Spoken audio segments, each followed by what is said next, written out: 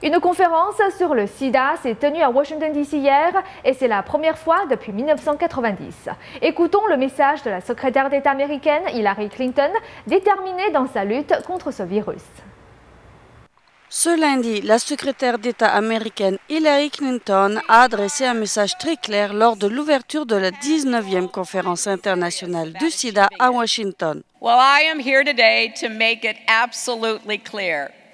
Je veux que ceci soit très clair. Les États-Unis s'engagent et continueront de s'appliquer à permettre une génération délivrée du virus du sida.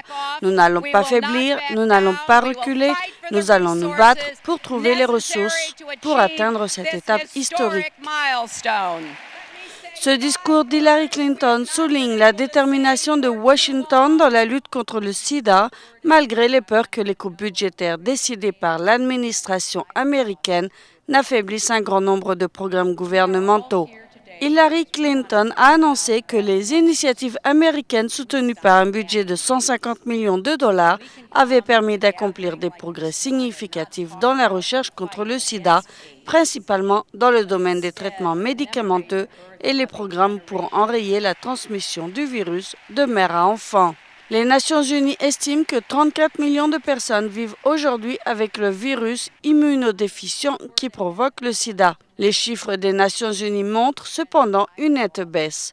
En 2005, 2,3 millions de personnes sont mortes du sida.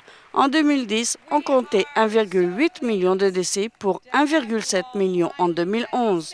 Près de 8 millions de personnes dans les pays à bas revenus reçoivent un traitement antirétroviral.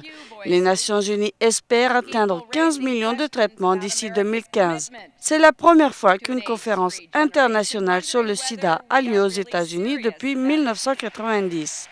En 2009, l'administration Obama a voté la levée d'interdiction du territoire américain aux personnes porteuses du virus.